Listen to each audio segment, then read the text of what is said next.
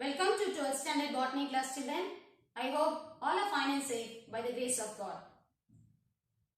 Today we are going to continue the same lesson of an ecosystem.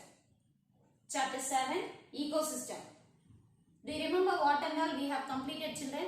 We have completed concept of trophic level in an ecosystem, food chain, food web, ecological pyramids and decomposition. Today we are going to enter into the new topic called biogeochemical cycle. Biogeochemical cycle. Now let us learn what is this. Does all organisms require food, children? Yes. For what reason they require food? They need food for growth, development, maintenance and reproduction. Exchange of nutrients between organism and their environment is the essential aspect of an ecosystem. What is biogeochemical cycle? Circulation of nutrients within the ecosystem. Circulation of nutrients within the ecosystem or biosphere is known as what?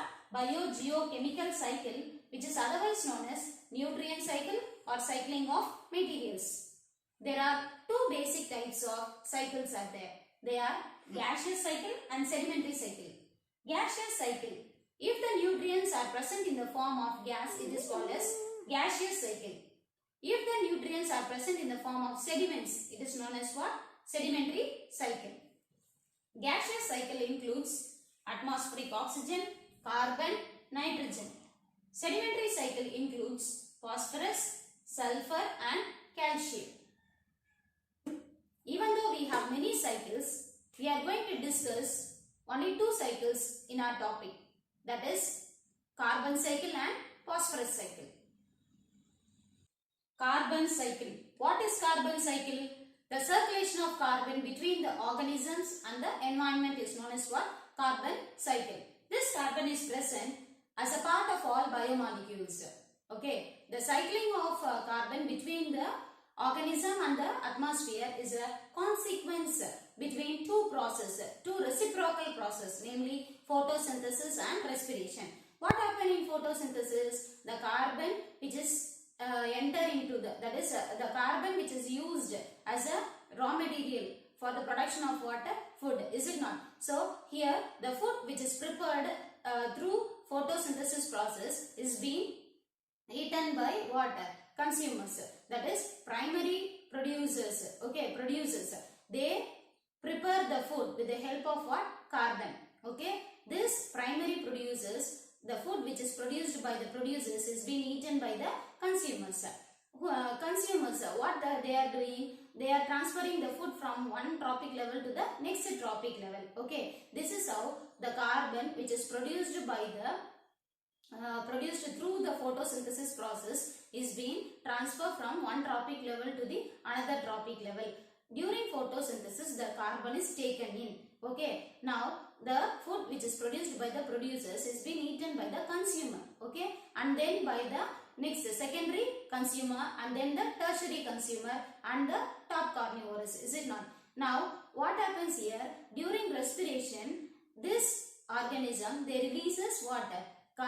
Releases carbon. Okay, so here during photosynthesis the carbon is taking in. During respiration the carbon is releasing out. Okay, given out. So this is how there are consequences of two reciprocal processes taking place. Okay, and then here the releasing of carbon in the atmosphere increases. How does the carbon normally present in the atmosphere which is being taken by the plants for the preparation of food and during respiration it is given out, is it not? But there is an increase of release of carbon. Okay, it is due to burning of fossil fuels such as coal, petrol, all this, and then by deforestation. So this is also another important cause for the increase of carbon in the environment, atmosphere. Okay, next is forest fire. Okay, and the next is volcanic eruption. During volcanic eruption also there is an increase in the level of the carbon in the atmosphere. And then during decomposition, after the death and decay of the living matter and then it is decomposed by the microbes. This is not. During that process also, the carbon is released in the atmosphere. So these are all the causes, that is, these are all the reasons for the increase in the level of the carbon in the atmosphere. Burning of fossil fuels, deforestation, forest fire, volcanic eruption, decomposition of organisms, okay, of organisms, all these. Now let us begin with the next cycle called phosphorus cycle. Phosphorus cycle. So this phosphorus is present in the form of, this also in the form of what? Biomolecules. As like carbon, this also present in the form of what? Biomolecules. But like DNA, RNA, ATP, NADP, and phospholipid molecules. So this phosphorus is present in the form of all these. Okay, it is a part of what? Biomolecules, and it is also a sedimentary cycle. It belongs to what? Sedimentary cycle. This carbon cycle belongs to what? Gaseous cycle. Now this phosphorus cycle, here this phosphorus is not present abundantly in the atmosphere. Okay, it is present in the form of water. In the form, bulk quantity of this is present in the marine sediments, okay, and then rock deposits, and then as guano. So the phosphorus as such, it is not present abundantly in the atmosphere, but it is present in the form of water. It is bulk quantity of this phosphorus is present in the marine deposits, and then guano, and then another thing is what? Rock deposits. Okay, பாறைகள் மேல படிஞ்சிருக்கிறது, அதுக்கப்புறம் கடலுக்கு அடியில sediment ஆயிருக்கிறது. guano means what? It is a dung of sea birds, bat, இதோட எச்சங்கள், வவ்வால், அதுக்கப்புறம் கடல் மேல இருக்கிற பறவைகள்லாம் இருக்கு, அதோட எச்சங்கள். இதுல எல்லாம் என்ன இருக்கு? பாஸ்பரஸ் பல்க் குவான்டிட்டியா இருக்கு. ஓகே, இதுதான் அதுங்களுக்கு சத்தான உணவா மற்ற ஆர்கானிசம்ஸ்க்கு கிடைக்குது, நியூட்ரியண்டா இருக்குது. Okay, so this phosphorus which is present in this form, it is released after the process called withering process. Okay, withering means what? It is nothing but a breaking down process. Withering means what? It is a breaking down process. After breaking down of this phosphorus, it enter into the lithosphere and the hydrosphere. Lithosphere means what? Earth crust. Hydrosphere is water layer. Okay, so after the breakdown of this phosphorus from the rock deposits and then marine sediments and then guano, it enter into the, after the withering process, it enter into the lithosphere and the hydrosphere. So now what happens after the release of this, breakdown of this, the producers, okay, the producers, they observe the phosphorus in the form of phosphate ions. இப்போ என்ன பண்ணுது அப்படின்னா, அந்த உடைஞ்ச phosphorus எல்லாத்தையுமே இந்த producers என்ன பண்ணுது, தனக்கு தேவையில்லையா ப்ரொடியூசர்ஸ் பாஸ்பரஸ், அதனால it is taking in the form of water phosphate ions. So now this producers, with the help of the phosphate ions, they produce energy and transfer to the next level, next trophic level, அதாவது consumer கலந்து, then next to the secondary consumer, tertiary consumer, and so on. Okay, so it reaches each trophic level through a food chain. Okay, this is how the energy is being transferred from one to the next trophic level. Again, at last, if you see, means again there is a death and decay of the organism. Okay, death and decay of the organism by the action of the decomposers. Again, it produces what? Phosphorus. It is released back into the atmosphere. Okay, released back into the lithosphere, hydrosphere, lithosphere and the hydrosphere in order to maintain the phosphorus cycle. So first we began with water. It is present on the as a sediment, marine liyo illana rock deposit liyo illana vandu guanawo irukku. After the process called withering, it is releasing, it is breaking down water, phosphorus, and entering into water, lithosphere and the hydrosphere. Okay, now as the phosphorus which is present in the lithosphere and the hydrosphere, which is being taken by the producers. Now these producers, they take in this phosphorus in the form of water, phosphate ions. So after taking this in the form of phosphate ions, it transfer that into the each trophic level. Okay, at last this living organism also die and then decay. With the help of the decomposers, again it will release the phosphorus into the environment. This is how the cycle of phosphorus takes place. To maintain a proper phosphorus cycle, this is how the cycle rotation takes place. Types of ecosystem. Biosphere consists of many types of ecosystems. Now let us learn different types of ecosystem. There, ecosystem is divided into two types, namely natural ecosystem and artificial ecosystem. Natural ecosystem, which is with the help of or without interference of humans. Okay. Artificial, which is otherwise known as man-made ecosystem. It is maintained by man. Okay. Example, rice field, then maize field. All these are example for what? Artificial ecosystem. Now again, natural ecosystem is divided into two types, namely terrestrial and aquatic. Terrestrial is what? Land. Okay. Then aquatic refers to water. Okay. Here terrestrial examples, grassland, forest ecosystem, and then desert ecosystem. All these are example for terrestrial ecosystem. Whereas aquatic ecosystem is open water ecosystem. Okay, open water. Now again, aquatic is divided into freshwater ecosystem and marine ecosystem. Freshwater, nannir, okay, nalla tannir, okay, marine, kadal neer irukku uppu thanni adala. So freshwater and marine ecosystem. Aquatic is divided into freshwater and marine ecosystem. Now again, freshwater is divided into lotic and lentic. Lotic is running water bodies. Okay, running water bodies. For example, river, spring, stream, all this. Aaru, odaigalna irukliya, adala idhukku example lotic. Whereas lentic is standing water. Lotic is running water, lentic is what? Standing water bodies. Here example, pond, lake, all these. Pond, kulam la irukliya, kulam, adukapra eri la irukla, idellame lentic example. Okay, running water bodies and standing water bodies. Lotic and lentic. Okay, even though we have many types of ecosystems, now we are going to study about the pond ecosystem. Pond ecosystem is the best example for natural, aquatic, freshwater, lentic type of ecosystem. Okay, that is natural, aquatic, freshwater and lentic ecosystem. Okay. Now after the rain, we would have understand with the help of the structure and function of this ecosystem. Now let us learn the pond ecosystem. That is, after the rain, if you see, means the rainwater gathers in a shallow area. Gradually, after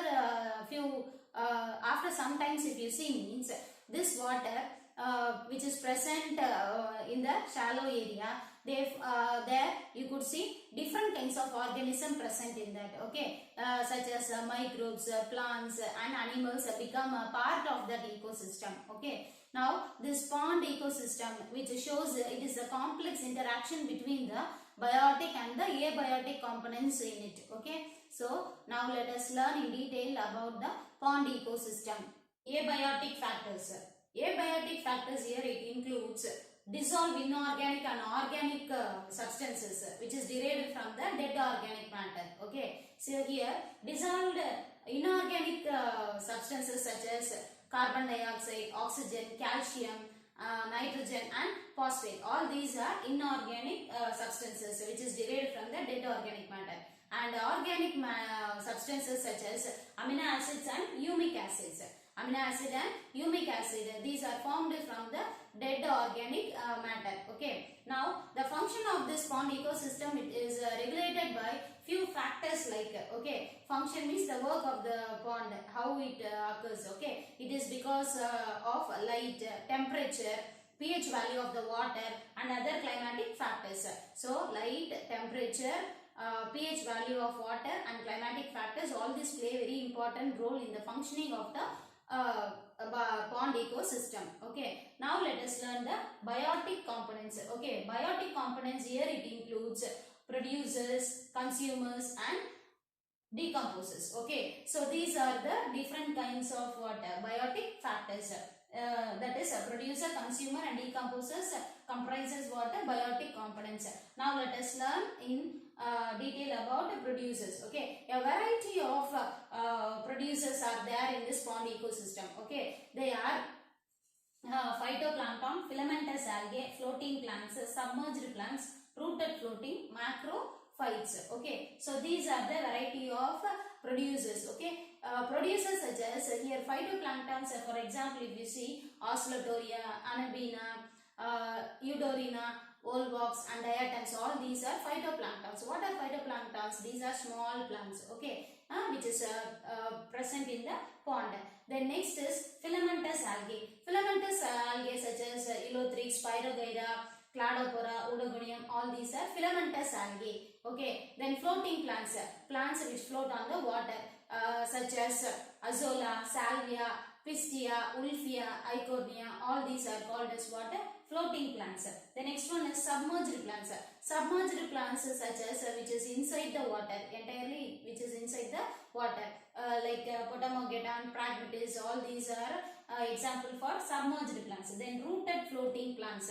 Rooted floating, roots are fixed in the soil and then plants are floating on the surface of the water. Example Nilambu, Olympia, all these are example for rooted floating. The next one is macrophytes.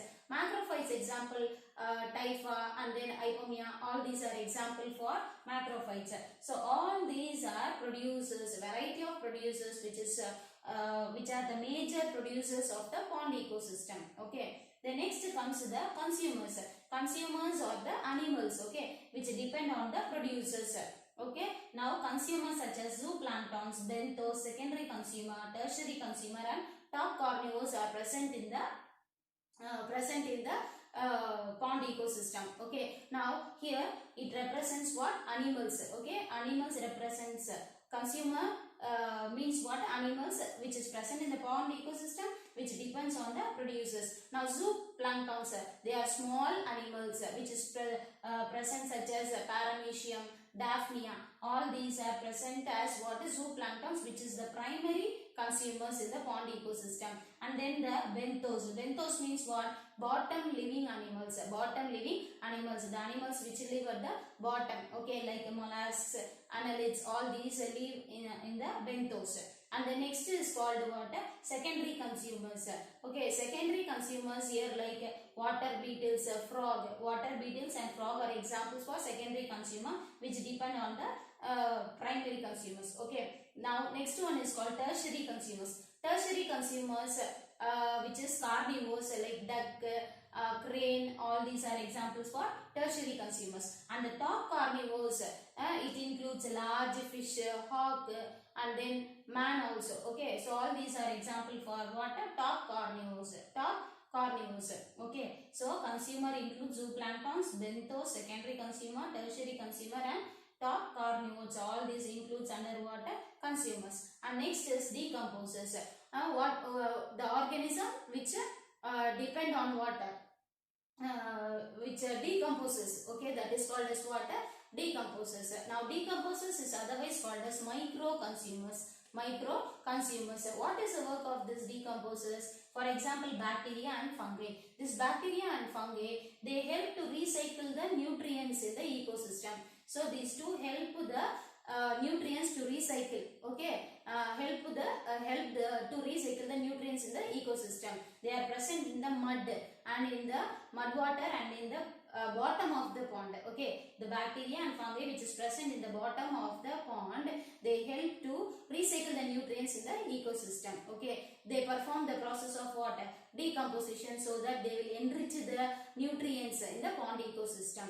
Thus, the cycling of nutrients between the biotic and abiotic components is an best evidence in the pond ecosystem, so that it make itself self-sufficient and self-regulating. Okay, so this is a best example. Okay, pond ecosystem is the best example for cycling of nutrients between the abiotic and the biotic components. It is a best example. Okay, with this we complete what? A pond ecosystem.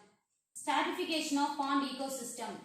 Based on the factors like distance from the shore, penetration of the light, depth of the water and presence of plants and animals. So based on this, the pond ecosystem has got three zones, namely littoral zone, limnatic zone, profundal zone. Littoral zone. What is littoral zone? It is closer to the shore. Closer to the shore. And here penetration of light is very easy here. Easily light enter into the this zone. Okay, and then here if you see means the area is warmer and here it is occupied by the rooted plant. Okay, rooted plants occupy this zone. Okay, littoral zone. Next layer to the littoral zone is limnatic zone. Next layer is called as what? Limnatic zone, which refers to the open water of the pond. Okay, so limnatic zone is the second zone and it is a open water place. Okay, now here effective penetration of light occurs here. Okay, so easily, that is a very high light enter into the limnatic zone, and here it is occupied by planktons. Here the plant species are plankton, small plants present in this zone. The next layer, that is the next zone to the limnatic zone, is profundal zone, which is the deeper zone. Okay, so here there is no effective light, like that of littoral and the limnatic, and this region is zone is occupied by heterotrophs. Okay, so that they cannot prepare their own food. The bottom zone, that is below the profundal zone, there is a bottom region that is called as benthic zone. Okay, usually here decomposers are present. Here. Okay, the primary productivity, if you see, means that is through a process called the primary productivity occurs only through littoral zone and the limnatic zone, since the light is easily enter into the littoral zone and the limnatic zone. So the primary productivity is more in littoral and limnatic than the profundal zone. Okay, so with this we complete the stratification of pond ecosystem.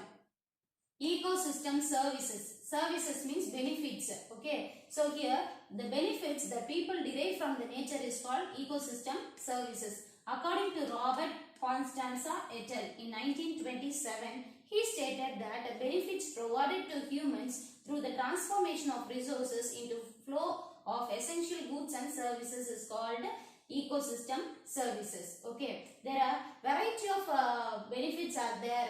Okay, variety of benefits obtained from the ecosystem. Some of them are listed here, that is provisioning services, cultural services, supporting services and regulating services. Now let us learn what is provisioning services. That is provisioning services such as we get food, fiber and fuel from the ecosystem, and then genetic resources are present, then biochemicals, okay, and then fresh water, medicines, all this comes under what? Provisioning services. The next one is called cultural services. It includes spiritual and religious services, knowledge system, education, inspiration, recreation, aesthetic values and ecotourism. All this comes under what? Cultural services. And the next is supporting services. Supporting services such as primary production and then provision of habitat, nutrient cycle. Now we finished on nutrient cycle such as phosphorus and carbon cycle, that cycle, and then soil formation and retention. Okay, soil formation, eppadi mannu uruvaakradhu andha retention ange tangi irukkuradhu. So soil formation and retention, then production of atmospheric oxygen, how atmospheric oxygen is produced, and then water cycling. Okay, so all this comes under supporting services. Then regulating services such as invasion resistance. That is, invasion means what? Non Indian plants, that is foreign plants எல்லாம் இங்க வந்து enter ஆகாம இருக்குது, புரியுதுங்களா? அது வந்து enter ஆகாம இருக்குது தடுக்கிறது, that is invasion resistance. And then herbivory pollination. Herbivore means what? Plant pollination. And then seed dispersal includes both biotic and abiotic factors. Then climate regulations. Okay, if there is no plants or no trees, there is no rain, isn't it? So climatic regulations, that one. Then pest regulations, and then disease regulations, erosion regulations, and then water purification, natural hazard protection. So all this comes under regulating services. So these are the variety of benefits we get from the ecosystem.